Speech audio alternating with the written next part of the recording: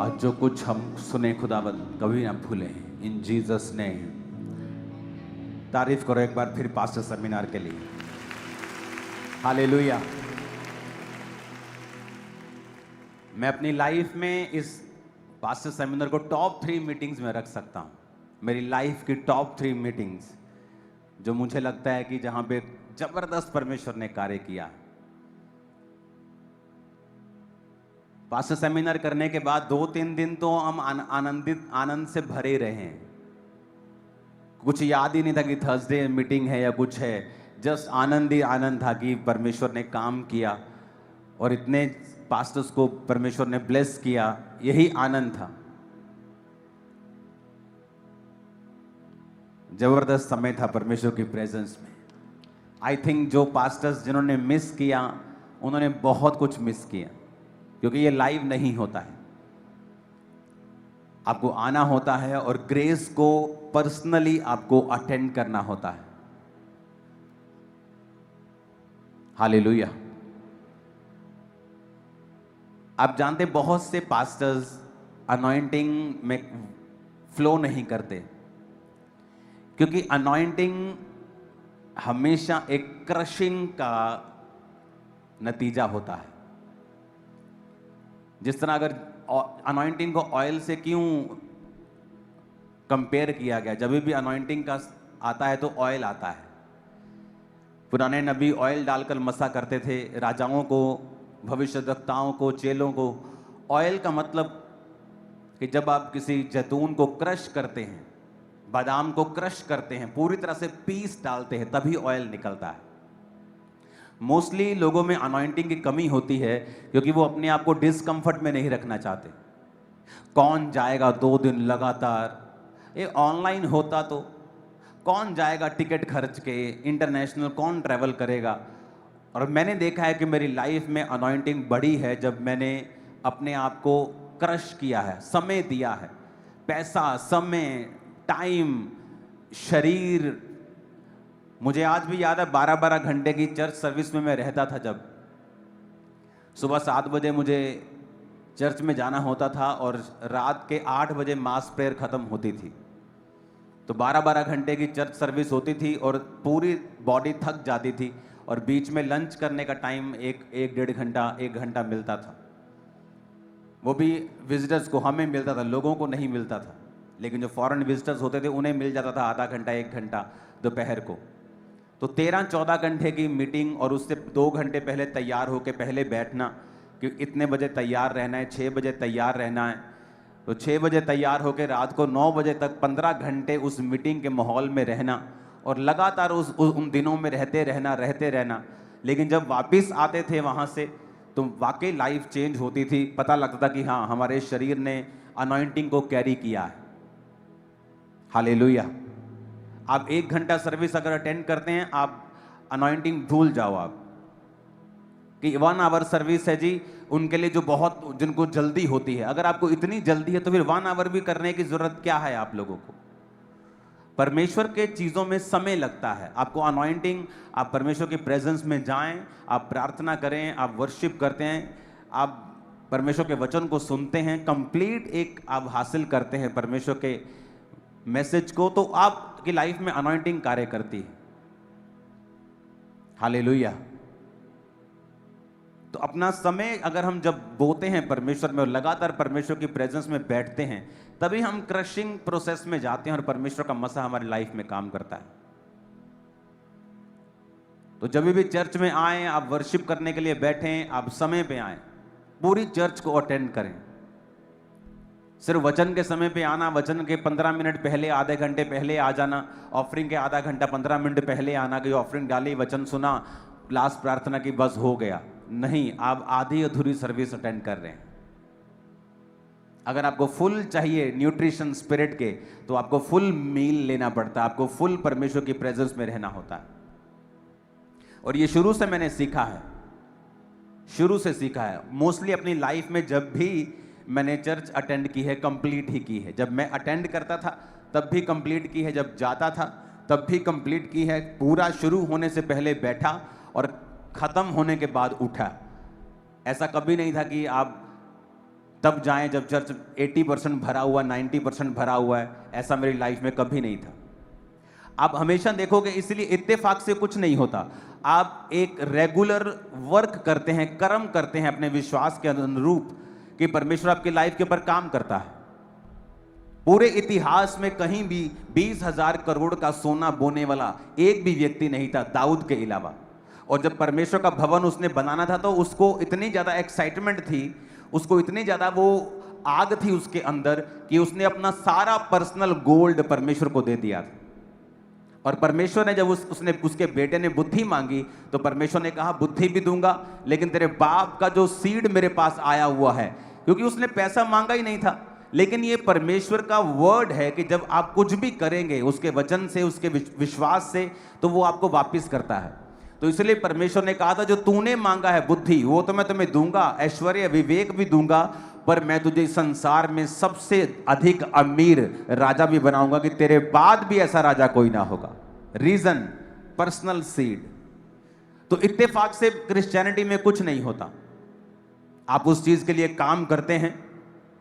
Mostly America के जो billionaires हैं, मिलियनियर्स हैं, उन्होंने उसके लिए काम किया है। बाइबल के वचनों को लिया जो प्रोस्पेरिटी से संबंधित थे। उनकी कॉलिंग एज ए पास्टर नहीं है, उनकी कॉलिंग एज ए प्रेरित नहीं है, एज ए बिजनेसमैन उनकी कॉलिंग, और वो चर्चिस को सपोर्ट करते हैं।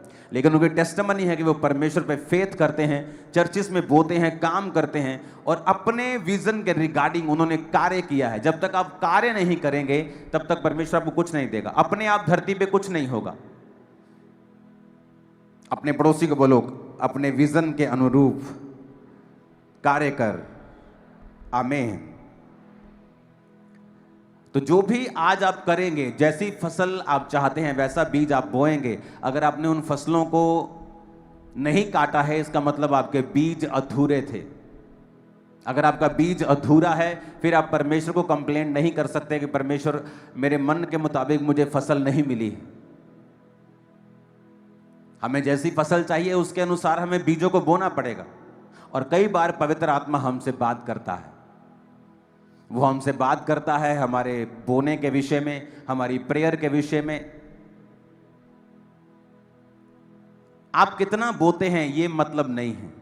हो सकता है यहां बोने वाला व्यक्ति जो 1,000 रुपए बोता है और यहां 5 लाख बोने वाला व्यक्ति उस 1,000 रुपए से कम आशीष पाए, क्योंकि वो 5 लाख वाला व्यक्ति उसका टाइथ 15 लाख है और वो सिर्फ 5 लाख बो रहा है। लेकिन उस 1,000 रुपए वाले का टाइथ 800 है, लेकिन वो 1,000 रुपए बो रहा है। परमेश्वर की निगाह में उस 1000 वाले की वैल्यू ज्यादा है और वो ज्यादा बरकत पाएगा और वो बढ़ता भी जाएगा, फिजूल खर्ची भी नहीं होगी, शैतान को परमेश्वर डांटेगा भी।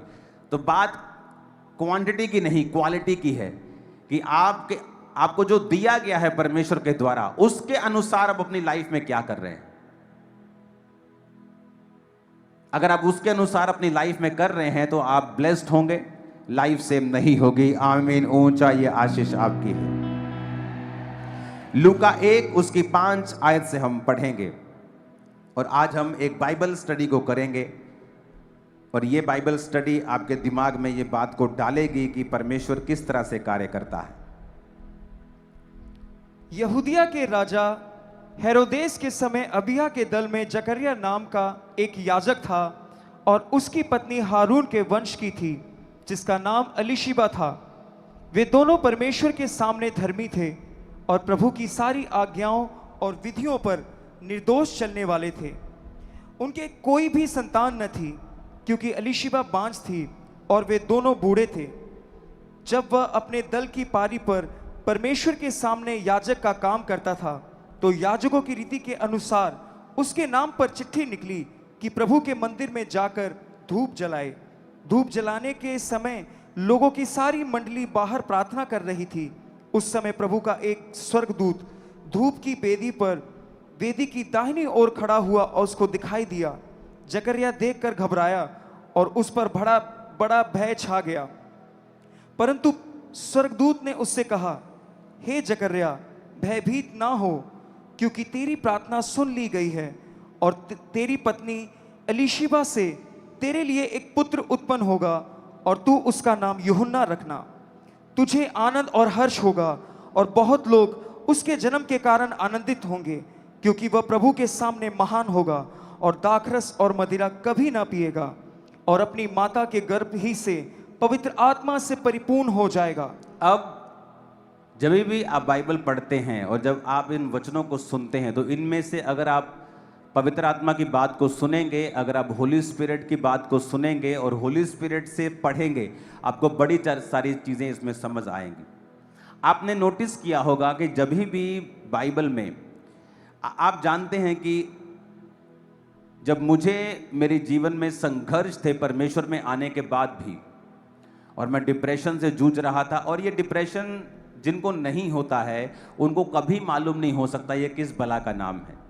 जब डिप्रेशन आपका हाई लेवल पे चला जाता है तो ये पागलपन के बराबर होता है, और इसमें आदमी अमीर हो गरीब हो, उसके पास दुनिया की सारी चीज़ें हों, उसके लिए ज़ीरो हो जाती है और वो सुसाइड करना चाहता है। और तब ये वो फेज था मेरे समय में, मेरी लाइफ में, कि परमेश्वर को मानने के बाद भी मेरा डिप्रेशन उल्टा बढ़ गया था। जिस समय परमेश्वर में मैं आया था उससे भी ज़्यादा बढ़ गया था कई मामलों में। तो परमेश्वर की आत्मा ने मुझसे बात की थी कि तुझे पवित्र आत्मा में भरना है और अनॉइंटिंग में बढ़ना है और ये डिप्रेशन खत्म हो जाएगा। क्योंकि जब आप पवित्र आत्मा में भरपूर होते हैं, जब आप पवित्र आत्मा से भरते हैं, बड़े सारे शैतानी ऐसे बोझ हैं आपकी लाइफ के ऊपर, ऐसे बंधन हैं आपकी लाइफ के ऊपर। क्योंकि अगर परमेश्वर ने आपके जीवन में आपको आशीष देनी है, वो आपसे बात करता है और आप उन कदमों को उठाते हैं। वो बात आत्मा के द्वारा हो सकती है, वो बात वचन के जरिए हो सकती है, परमेश्वर के दास के द्वारा जो वचन दे रहा है उसके जरिए हो सकती है। तो एक्चुअल में परमेश्वर की आत्मा आपसे बात करती है, वचन को भेज के अपने लोगों को चंगा करती है।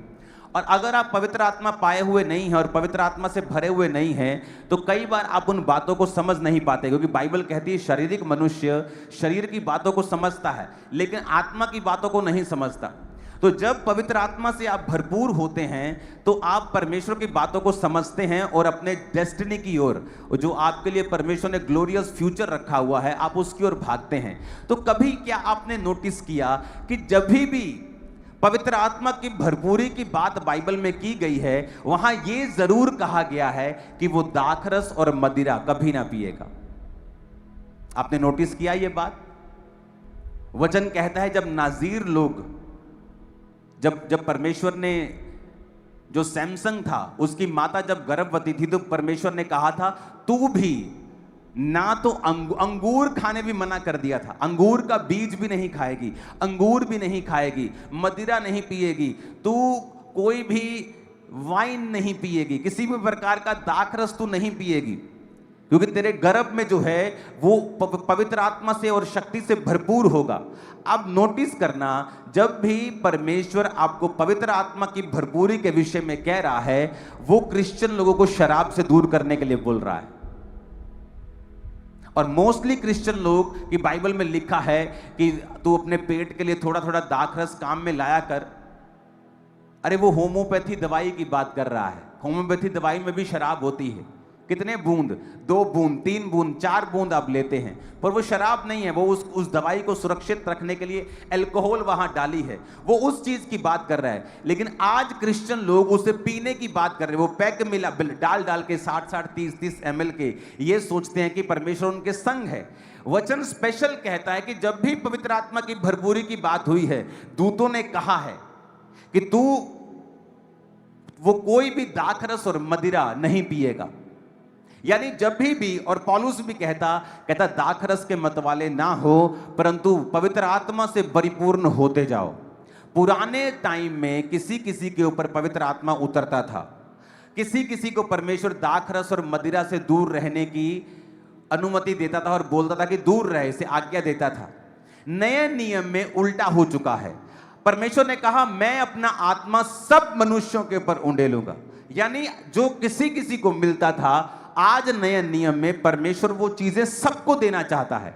अगर वो सबको देना चाहता है तो रूल भी सबके लिए है कि कोई भी पवित्र आत्मा पाया हुआ क्रिश्चियन, कोई भी जीसस क्राइस्ट को मारने वाला क्रिश्चियन किसी भी प्रकार का दाखरस और मदिरा और वाइन ना पिए। नहीं तो दूत उसको कभी ना कहता, अगर ये बुरी चीज नहीं थी तो स्वर्गदूत कभी ना कहता कि वो प्रभु के सामने महान होगा। 15 आयत में, और दाखरस और मदिरा कभी ना पिएगा। और पौलुस भी यही कहता है कि दाखरस के मतवाले मत बनो, परंतु पवित्र आत्मा से परिपूर्ण होते जाओ। क्योंकि दाखरस वही करता है, आपकी स्पिरिट को हिलाता है जो पवित्र आत्मा अपनी ताकत से करना चाहता है। वो दलेरी जो पवित्र आत्मा आपको देना चाहता है, वो आनंद जो पवित्र आत्मा आपको देना चाहता है, वो थोड़े समय के लिए आप शराब से हासिल कर लेते हैं और फिर वो व्यक्ति कभी भी पवित्र आत्मा से परिपूर्ण नहीं होते हैं। आप ये नोटिस कर लो। जब दुनिया परमेश्वर ने प्रॉब्लम फ्री कर दी, सब दुनिया को मार के खत्म कर दिया और नूह और उसके 3 बेटे और 3 बहुएं और उसकी पत्नी बचाई गई, तो प्रॉब्लम कहां से शुरू हुई थी? उसी शराब के कारण। नूह शराबी हुआ, शराब पी के नंगा हो गया। उसके एक बेटे ने उसको नंगा अपनी आंखों से देखा और उसे निहारा और वो श्रापित हो गया। और वो श्रापित नूह की जो संतान थी वो दुनिया में अलग अलग होती गई और परमेश्वर से दूर होती गई, और फिर वो श्रापित वंश फैलता गया। कहां से शुरू हुआ? शराब से। जब भी आप पवित्र आत्मा से परिपूर्ण होना चाहते हैं, क्योंकि उसी परिपूर्णता के पीछे तुम्हारी एक बेटर लाइफ, बेस्ट लाइफ छुपी हुई है, जो परमेश्वर की ओर से है, जिसमें स्ट्रेस नहीं है, जिसमें कामयाबी है। तुम कैसे कामयाब होगे उसके पीछे ये लाइन आती नहीं। तुम कितना कामयाब होना चाहते हो, क्या करना चाहते हो, तुम्हारे ऊपर निर्भर होगा। आज मैं क्या करना चाहता हूं, अब ये मेरे ऊपर डिपेंड हो गया। परमेश्वर ने मेरे हाथ में दे दिया है। मैं जिस भी फील्ड में चाहूं जा सकता हूं और कामयाब हो सकता हूं। मैं अपना बिजनेस नहीं करता हूं ताकि मैं सेवकाई में समय दे सकूं, लेकिन मैं सुपर कामयाब हो सकता हूं। आप जब पवित्र आत्मा से परिपूर्ण होते हैं, परमेश्वर आपको बुद्धि देता है, आपको वो समझ देता है, वो आंख देता है, वो परख देता है। वो लोगों की हो सकती है। आप क्यों लोगों से धोखा खाते हैं? ओ मैंने सोचा ये तो मेरा घर वाला, और मैंने सोचा ये तो मेरे घर वाले, ये तो मेरे रिश्तेदार ही हैं, ये थोड़ी मुझे धोखा देंगे। ओ मैंने सोचा ये मेरा परम मित्र है। अगर आप पवित्र आत्मा से परिपूर्ण होंगे, आप लोगों को पहचान सकेंगे। मेरे ऊपर ये खुदा की दया है। 99.99999% मैं पहचान जाता हूं लोगों को। ये डिजर्निंग ऑफ द स्पिरिट, आत्माओं की परख। कौन व्यक्ति क्या सोच रहा है, कौन व्यक्ति कैसे चल रहा है।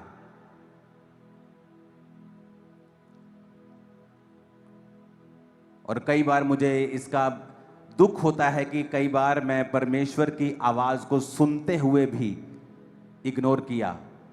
आत्मा की परख होने के बावजूद भी शरीर की बात सुनी। एक दिन एक करप्ट आदमी मुझसे मिला और उसने कहा ये काम है, ये मैं कर दूंगा, ओके। और मैं गाड़ी चला रहा था, उसने मुझसे एक बात पूछी, आप प्रभु से पूछना मैं कैसा व्यक्ति हूं। तब अभी उसने धोखा नहीं किया था, अभी सिर्फ वो बातें चल रही थी उसके साथ। और पवित्र आत्मा ने मुझसे कहा ये एक फ्रॉडिया है, ये एक फ्रॉड आदमी। लेकिन मैंने होली स्पिरिट की बात को नहीं सुना और हम वो करते गए जो वो कहता गया, और एंड में फ्रॉड था। वो एक इंसिडेंट मुझे याद है जब पवित्र आत्मा ने मुझसे बात की, 2 इंसिडेंट, और मैंने नहीं सुना। आप जब भी पवित्र आत्मा से परिपूर्ण होते हैं, आपको मालूम होता है ये आदमी, ये औरत, ये व्यक्ति और ये फ्यूचर क्या है आपका। लेकिन शैतान ये चाहता है आप हमेशा दुखी रहें, आप हमेशा फ्रॉड आपके साथ होता रहे, आपके साथ हमेशा प्रॉब्लम्स होती रहे। अब मेरी लाइफ में वो समय चल रहा है, अब मुझे मालूम है क्या करना है, कौन व्यक्ति क्या है, मुझे परख है। मैं उसको बोलूं या ना बोलूं, चाहे मैं उस पर जाहिर करूं चाहे मैं ना करूं। अब कई सालों से वो समय मेरी लाइफ में चल रहा है जब मुझे पता है। और ये होता है पॉसिबल जब आप बाइबल को फॉलो करते हैं और आप धीरे धीरे पवित्र आत्मा से परिपूर्ण होते रहते हैं। और आपको ये पवित्र आत्मा की परिपूर्णता आपकी फैमिली से लेके, आपके बिजनेस से लेके, आपके सेवकाई से लेके, आपके जीवन के हर हिस्से में काम करती है। ये आपके रास्तों को ओपन करती है, लोगों का फेवर आप पे आता है। कई बार एक लेवल तक आप रुकते हैं और आपको नेक्स्ट लेवल जाना है और आप कुछ भी कर लो, आप ताकत लगा लो, जोर लगा लो, आप नहीं पहुंच पाते, क्योंकि पवित्र आत्मा की भरपूरी अगर आपके जीवन में नहीं है, आप सर्टन लेवल तक आपकी लाइफ रहेगी, उसके बाद आप नहीं जा पाएंगे ना शक्ति से, वरन उसकी आत्मा के द्वारा। कितने मेरी बातों को समझ रहे हैं? परमेश्वर ने आने वाला समय मुझे दिखाया है, जो होगा, जो आने वाले समय में आप देखोगे, एक एक दिन में 100 ब्रांचेस की हम ओपनिंग करेंगे। वन डे 100 ब्रांचेस, एक दिन 100 ब्रांच। मैं आपको बता रहा हूं, फ्यूचर इस तरह का परमेश्वर हमारे लिए तैयार कर रहा है। वो ऐसा लेवल आपके लिए भी सोचता है, आपकी कॉलिंग के अनुरूप, आपके घर के अनुरूप, आपके बिजनेस के अनुरूप। लेकिन पवित्र आत्मा की भरपूरी है जिसमें हमें बढ़ना है। और जब भी आप बाइबल पे दिल लगाएंगे और आप बाइबल को कंप्लीट पढ़ेंगे, आपको मालूम होगा कि जब भी पवित्र आत्मा की भरपूरी की बात आती है, परमेश्वर हमें नशों से दूर रहने के लिए क्यों कहता है? वो हमें संसारिक चीजों से, उन ठट्ठा मजाकों से, उस रॉन्ग कॉमेडी से दूर रहने की हमें क्यों करता है? वो ताकि परमेश्वर नहीं चाहता कि हम करप्ट हों, वो नहीं चाहता कि पवित्र आत्मा की भरपूरी हमारी लाइफ में ना हो। वो चाहता है कि वो हो ताकि परमेश्वर की ब्लेसिंग्स फ्लो में आपकी लाइफ में चले। कई बार आपके घर की पाइप ब्लॉक हो जाती है ना, वो गंद फंस के फिर धीरे धीरे पानी उसमें से निकलता है और आप बड़े फ्रस्ट्रेटेड होते हैं कि ये क्यों नहीं निकल रहा। उसकी जब तक आप सफाई नहीं करते वो फ्लो नहीं आता। लाइफ भी वैसी है, ऊपर से पवित्र आत्मा का पूरा जोर होता है, चर्च भी अच्छी है, आप सब कुछ अच्छा हो रहा है, लेकिन वो आपके अंदर चीजें निकलती नहीं है, जाती नहीं, क्योंकि वो गार्बेज जो फंसा हुआ है वो आपके फ्लो को रोकता है। और जब आप अपने आप को संसारिक चीजों से आप फ्री करने की कोशिश करते हैं और अपने आप को आजाद करते जाते हैं, वो आत्मा का फ्लो आपके अंदर बढ़ता जाता है। अब वही बिजनेस, अब वही जॉब, वही कैरियर, वही सेवकाई, वही जीवन के काम आप देख रहे हो, परमेश्वर आपको फ्लो में लेके जा रहा है और कामयाबी आपके संग है, और आप जितनी भी मेहनत कर रहे हैं उससे ज्यादा आपको फल मिल रहा है। आपको पता है ये बात? आदम के ऊपर कर्ज था। आप पहाड़ों पे चले जाओ, जो जंगली जानवर खाते हैं, जो हिरन खाते हैं, क्या वो अपनी फसल बो के खाते हैं? नहीं। हर जगह पहाड़ों पे आपको घास मिलेगी, जानवरों के लिए हर जगह आपको पौधे, पत्ते, हर्ब्स मिलेंगे। ऐसा ही मनुष्य के लिए था, सेम ऐसा ही मनुष्य के लिए था। लेकिन जब मनुष्य ने पाप किया तो परमेश्वर ने कहा, आदम अब चीजें अपने आप तेरे लिए नहीं उगेंगी, तुम माथे के पसीने की रोटी खाया करेगा। और आज जब आप जीसस क्राइस्ट को अपना उद्धारकर्ता ग्रहण करते हैं और आप यीशु मसीह को अपना उद्धारकर्ता मानते हैं, आपकी लाइफ से कर्ज खत्म होता है। आप नोटिस करना, आप मेहनत करेंगे लेकिन आपका फल दूसरों से ज्यादा होगा जो उतनी मेहनत करते हैं। यस, ऐसा होगा आपके साथ, आप एक्सपीरियंस करेंगे जब आप पवित्र आत्मा की भरपूरी में आ जाएंगे। देखो, यहां हम बाइबल स्टडी कर रहे हैं एक तरह की। उसमें लिखा कि पत्नी हारून के वंश की थी, जकरिया याजक था, प्रभु के सामने धर्मी थे, सारी आज्ञाओं और विधियों के ऊपर निर्दोष चलने वाले थे, पर संतान नहीं थी। अलीशिबा बांझ थी और वो दोनों बूढ़े थे। फिर भी वो अलीशिबा बांझ होने के बावजूद और जकरिया बूढ़ा था, फिर भी वो परमेश्वर के घर में सेवा कर रहा था, क्योंकि वहां पे चिट्ठी डाली जानी थी कि आज कौन अंदर जाके परमेश्वर के भवन में जाके वो सारी रीति रिवाजों को जो पुराने नियम में होते थे, जिसको बहुत से लोगों ने कॉपी कर लिया। उन्होंने मालूम नहीं था कि जीसस आने के बाद ये चीजें नहीं रहेंगी और कॉपी तुम्हारी कॉपी रह जाएगी। तो वो जब जाके अंदर सब कुछ कर रहा था तो लिखा, स्वर्गदूत अंदर दाहिनी ओर खड़ा हुआ और उसको बताया कि ऐसा ऐसा ऐसा तेरा बेटा होगा, प्रभु के सामने महान होगा, दाखरस मदिरा कभी ना पिएगा। अब यहां समझने वाली बात यह है कि वो उस चर्च में मौजूद था अपना बच्चा ना होने के बावजूद भी। और एक बड़ी पावरफुल बात लिखी है, पावरफुल बात लिखी है 24 दिनों में। इन दिनों के बाद उसकी पत्नी अलीशिबा गर्भवती हुई और 5 महीने तक अपने आप को यह कह के छिपाए रखा कि मनुष्यों में मेरा अपमान दूर करने के लिए प्रभु ने इन दिनों में कृपा दृष्टि करके मेरे साथ ऐसा किया है। सब बोलो आमीन। अब मैंने एक बात को नोटिस किया है, जब परमेश्वर आपकी लाइफ में किसी चीज को डिले करता है या आपको कोई चीज में वो देरी कर रहा है, मैंने हमेशा देखा है उसके पीछे परमेश्वर जब देता है तो वो आम मनुष्यों की ब्लेसिंग से कहीं ज्यादा ब्लेस होता है। जब सैमसंग डिले हुआ, उसकी माता बूढ़ी हो गई लेकिन गर्भवती नहीं थी, और जब परमेश्वर के दूत ने उसे बताया कि अब तेरे बेटा होगा, अब तू दाख रस से मदिरा से दूर रहेगी, दाख का बीज ना खा, दाख ना खा, अंगूर ना खा, कुछ नहीं तू खाएगी। और जब परमेश्वर ने सैमसंग दिया तो वो ऐसा मनुष्य था जैसा धरती पर कभी नहीं था। यूहन्ना बपतिस्मा देने वाला एक ऐसा मात्र मनुष्य जिसने खुदा को बपतिस्मा दिया, यीशु मसीह को। आम मनुष्य नहीं था वो, सबसे बड़ा था वो, पवित्र आत्मा से परिपूर्ण था गर्भ से ही, लेकिन जब वो आया तो देरी के साथ आया। कई बार अब आपकी लाइफ में परमेश्वर की कुछ खास योजनाएं होती हैं, और वो योजनाएं परमेश्वर आपको बताता नहीं है कई बार, लेकिन आपको विश्वास के साथ परमेश्वर में खड़े रहना होता है। और परमेश्वर बताता नहीं कि तेरी लाइफ में ये मैरिज का डिले किस लिए है। डिले अगर तो पवित्रताई में रह के आया है। अब ये लिखा आज्ञाओं और विधियों पर निर्दोष चलने वाले थे।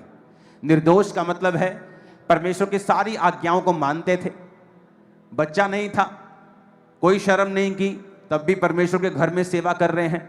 आज कई टेस्टिमनीज मैंने सुनी है, मैं चर्च में आया, मेरे बेबी नहीं हुआ, अब मैं चर्च में नहीं आता।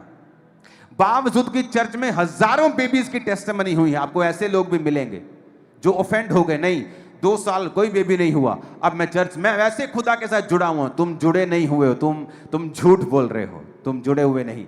अगर कोई खुदा के साथ जुड़ा हुआ है वो हमेशा संडे चर्च में होगा। अगर अलीशिबा, अगर जकरिया खुदा के साथ जुड़े हुए थे तो वो कहां थे? भवन के अंदर। बाहर नहीं कहते हम यहोवा को मानते हैं, हम यहोवा के साथ जुड़े हुए हैं। नहीं जुड़े तुम लोग यहोवा के साथ, झूठ बोलते तुम लोग। भवन के अंदर था कि हो सकता है आज मेरी चिट्ठी निकल जाए, कि भवन के अंदर जो रीति रिवाज करने हैं अंदर जाके परम पवित्र स्थान में, हो सकता है पवित्र स्थान में जाने के लिए आज मेरा नंबर आ जाए। चिट्ठी डली तो उसी का नाम निकला। एक्साइटेड था सेवा के लिए, बावजूद उसके कि कोई बेबी नहीं है। आज लोग कहां हैं ये बोलने वाले कि तू चंगा कर ना कर, तू मेरा परमेश्वर है? बहुत कम है। हालांकि आज वो दिन चल रहे हैं जब परमेश्वर लाखों लोगों के ऊपर दया कर रहा है, हजारों के गर्भ खोल रहा है, हजारों मिरेकल्स हो रहे हैं। इसके बावजूद भी लोगों का विश्वास देखो कि वो ये कह रहे हैं कि नहीं हमें नहीं मिला, वैसे हम खुदा के साथ जुड़े हुए हैं। तुम नहीं जुड़े हुए। अगर तुम खुदा के साथ जुड़े हुए हो तुम सेवा कभी ना छोड़ोगे, तुम प्रभु का भवन कभी ना छोड़ोगे, तुम परमेश्वर के घर में आना, सेवा करना, बोना, प्रार्थना, फास्टिंग कभी ना छोड़ोगे। कई बार परमेश्वर आपको रोकता है, इसलिए नहीं कि वो आपको दुखी करना चाहता है, क्योंकि जो वो आपको देना चाहता है उसका एक खास समय है। यूहन्ना बपतिस्मा देने वाला परमेश्वर से ज्यादा पहले नहीं आ सकता था। उसे जीसस क्राइस्ट के उसी साल में ही आना था, 6 महीने पहले ही बस उस दुनिया में आना था, उसी समय बड़ा होना था। और जीसस क्राइस्ट के जब वो 7 की उम्र का था तभी उसे सेवा शुरू करनी थी, तो परमेश्वर कैसे पहले दे देता उसकी मां को? परमेश्वर ने इंतजार किया, अपने धर्मी की जिंदगी में इंतजार किया, और ये इत्तेफाक नहीं होता है। यूहन्ना अलीशिबा के गर्भ से आएगा ये लिखा हुआ नहीं था। वचन कहता है जब मरियम गर्भवती हुई तो उसने कहा अब से युग युग के लोग मुझे धन्य कहेंगे, क्योंकि परमेश्वर ने अपने दासी की दीनता के ऊपर दृष्टि की है। उसने बताया कि वो दीन है, और जब स्वर्गदूत ने कहा तेरे बच्चा होगा, उसने कहा मैंने कभी किसी पुरुष का मुंह नहीं देखा। यानी वो किसी पुरुष के साथ सोई नहीं है, उसे कभी किसी पुरुष के साथ सेक्सुअली कॉन्टैक्ट नहीं हुआ है। वो एक रियल कुंवारी थी। क्या आज ऐसी लड़कियां आपको मिलेंगी? नहीं। अगर आप हैं तो फिर आप परमेश्वर की उस दृष्टि को, जो परमेश्वर आपको देखेगा कि हां ये पवित्रताई में है, हां वाकई ये मरियम की तरह जैसे वो पवित्रताई में थी, और परमेश्वर ने कितना बड़ा कार्य किया। मरियम पहले से चुनी नहीं गई थी यीशु को पैदा करने के लिए। उस समय जो लड़की यीशु को पैदा करने के काबिल थी उसको यह काम दिया गया था। और बाइबल कहती परमेश्वर ने देखा कौन ऐसी लड़की है जो पवित्रताई में है। जो लड़कियां पवित्रताई में हैं, जो लड़कियां बिल्कुल शरीर की, मन की, आत्मा की पवित्रताई में हैं, आप उनकी लाइफ देखना, फ्यूचर में बहुतों हजारों करोड़ों लड़कियों और सेलिब्रिटी से बेस्ट लाइफ वो जिएंगी। मैं आपको बता रहा हूं, ये बाइबल ऐसा कहती है। मुझे किसी का डर भय नहीं है वचन देने के लिए कि लोग क्या कहेंगे। ये वचन कहता है, ये वचन कहता है। वो एक रियल कुंवारी थी, नाम की कुंवारी नहीं थी, सिर्फ शादी नहीं हुई थी, वैसे सब कुछ शादीशुदा वाला ऐसा नहीं था। वचन कहता है, उसने कहा कि मैंने कभी किसी पुरुष का मुंह नहीं देखा, मैंने कभी किसी पुरुष के साथ मेरे कांटेक्ट नहीं है। उसने कहा पवित्र आत्मा तुम पर आएगा, पवित्र आत्मा तुम पर छाएगा, उसकी सामर्थ तुम पे छाएगी और जो पवित्र पैदा होगा। उसने कहा ओके डन, ठीक है। वचन कहता है उसने, परमेश्वर ने अपनी दासी की दीनता के ऊपर दृष्टि की। यह भी इत्तेफाक नहीं था, बूढ़े होने के बावजूद भी वो परमेश्वर के भवन में थे, यह भी इत्तेफाक नहीं था। ग्रेटनेस इत्तेफाक से नहीं आती है। अगर आप चाहते हैं आप ग्रेट हो, आपको आज डिसीजन लेने पड़ेंगे और फ्यूचर आप ग्रेट होंगे, ग्रेटेस्ट होंगे। आमीन। ऊंचा ये ग्रेटनेस आपकी है और ये कैरेक्टर भी परमेश्वर आपको दे। आमीन आमीन।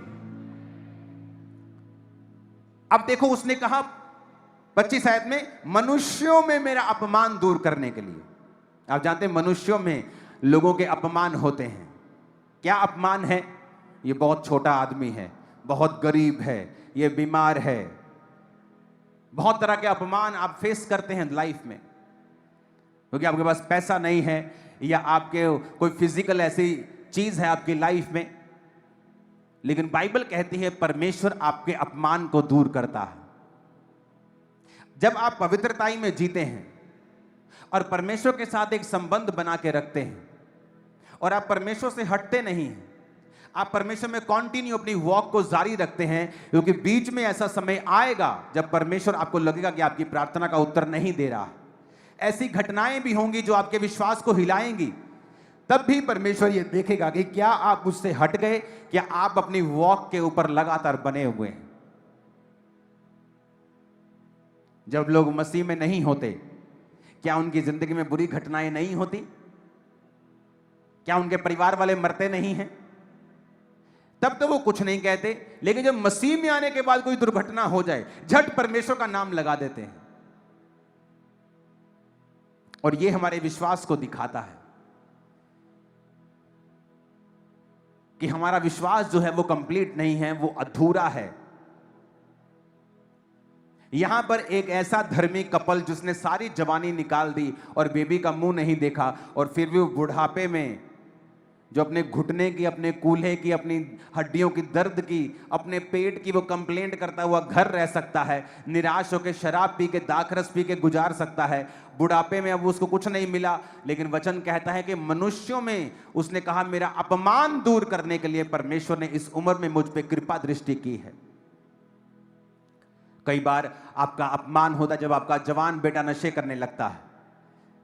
आपके घरों में कई तरह के अपमान शैतान डालता है, या सिचुएशन डालती है, लाइफ डालती है। लेकिन वचन ये कहता है वो अपमान दूर हो सकता है जब आप परमेश्वर के साथ वफादार रहें और परमेश्वर के घर में आते रहें, परमेश्वर के साथ जुड़े रहें, घरों में परमेश्वर को मानते रहें। आप जानते हैं जब शैतान ऐसे अपमान आपकी लाइफ में रखता है तो कैसे निकलना है? पहली बात, अपनी निगाहें पॉजिटिव चीजों की ओर लगाएं जो आपकी लाइफ में हैं। जो अलीशिबा के पास था, क्या उसका पति बेड रिडन नहीं था, बीमार नहीं था कि बेड पे है, उसका पति ठीक था, बूढ़ा था, लेकिन जाके चर्च सेवा कर रहा है। तो वो रोज थैंक्स करती होगी, परमेश्वर कोई बात नहीं, अगर मेरे पास बच्चा नहीं है तो देखो लोगों के पास तो पति भी नहीं है, उनके पति बीमार हैं, देखो वो खुद बीमार हैं, लेकिन मैं तो ठीक हूं, मेरा पति भी ठीक है, हम अच्छा खा रहे हैं, अच्छा पी रहे हैं, तेरे भवन की सेवा कर रहे हैं। यह तरीका है परमेश्वर से लेने का। शैतान क्या करता है? वो चीजें आपको दिखाता नहीं, उन चीजों की ओर आपका ध्यान नहीं जाने देता जो आपकी लाइफ में ऑलरेडी हैं। आप सुबह यहां आए हो, डायलिसिस करा के तो नहीं आए ना, बाथरूम आया था ना सुबह। उनको पूछो जिनकी किडनियां काम नहीं करती हैं, जो डायलिसिस करवा के अपने शरीर का सारी गंदगी बाहर निकालते हैं। सुबह खाया पच गया ना, क्योंकि आपका लीवर ठीक है। उनको पूछो जिनका लीवर खराब है और पेट में पानी भरता है। उनको पूछो जिनको दिखता नहीं है, जिनको सुनता नहीं है, जो चल नहीं सकते हैं, जो बेड पे हैं, उनको पूछो, वो कहेंगे सब जो तुम मांग रहे हो ना, ये फुलिशनेस है। जो तुम्हारे पास है ना, तुम्हारे हाथ पांव टांग हार्ट किडनियां काम कर रही है ना, शुक्र किया करो रोज उठ के सुबह, रोज, कि प्रभु सब कुछ काम कर रहा है, थैंक यू।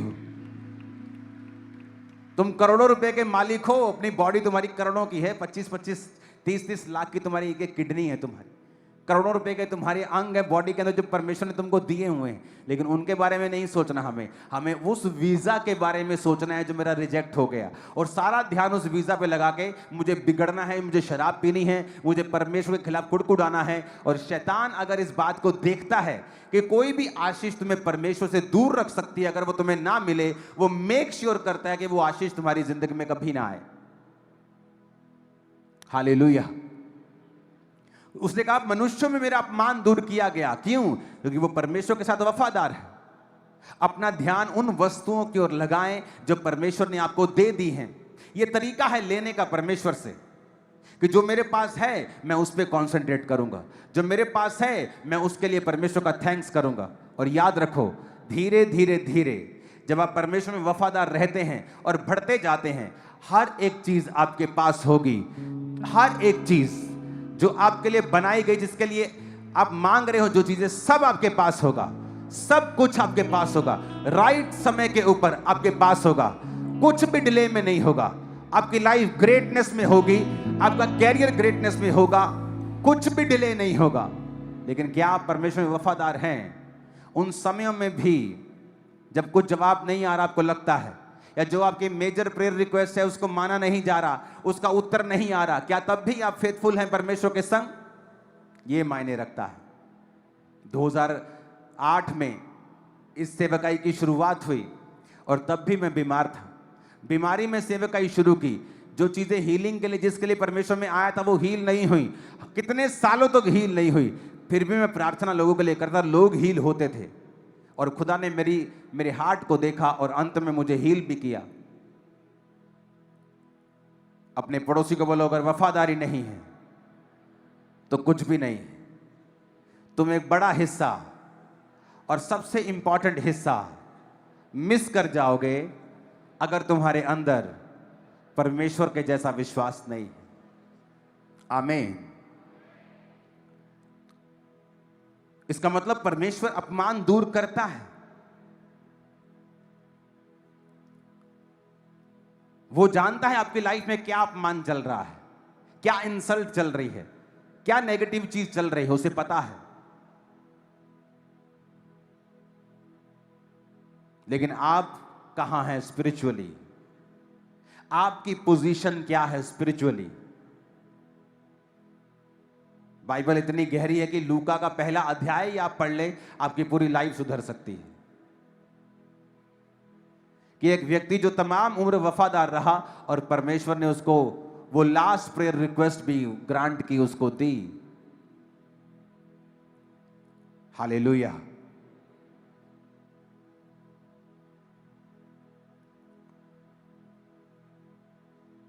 जब आप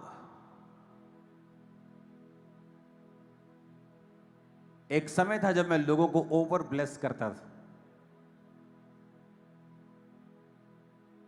और तब भी उनमें वो ग्रेटिट्यूड, वो थैंक्स गिविंग नहीं थी। और परमेश्वर ने मुझे सिखाया कि मत कर। अगर तुम शेर को नहीं खाते तो इसका मतलब ये नहीं कि शेर तुम्हें नहीं खाता।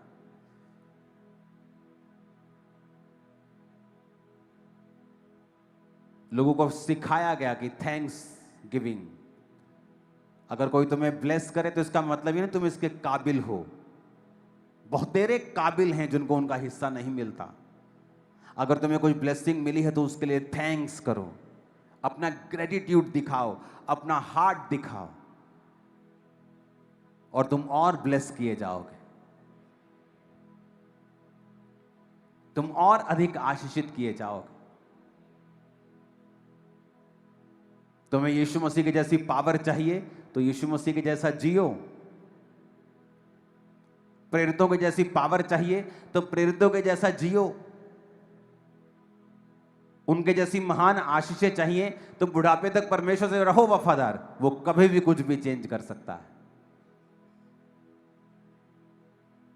अगर फेथफुलनेस आप में नहीं है, वफादारी नहीं है, जब आपकी लाइफ में मुश्किल समय होता है, तब परमेश्वर डिसाइड करता है तुम्हें कहां तक लेके जाना है। दाऊद की जिंदगी में फाइनल ब्लेसिंग नहीं थी। परमेश्वर ने कहा अगर तू व्यभिचार ना करता तो मैं तुम्हें बहुत कुछ देने वाला था, और भी बहुत कुछ मैं देने वाला था।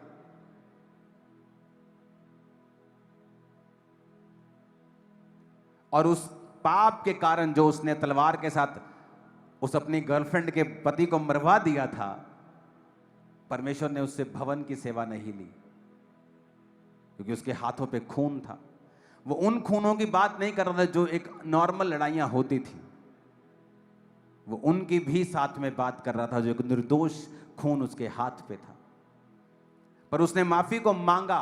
वो असर तो पूरी जिंदगी उसका पाप का असर तो उसके परिवार पर, उसकी लाइफ पे रहा, लेकिन उस माफी के कारण, परमेश्वर के साथ जुड़े रहने के कारण वो बना रहा और उसको कोई हरा नहीं पाया। इत्तेफाक से कुछ नहीं होता है। जब याकूब ने अपने 12 बच्चों को बुलाया तो उनके कर्मों के हिसाब से उनको प्रोफेसी दी। हालेलुया। आज आप क्या कर्म कर रहे हैं? कैसी लाइफ परमेश्वर में जी रहे हैं? क्या आपका बोना है? क्या आपका परमेश्वर में स्टैंड है?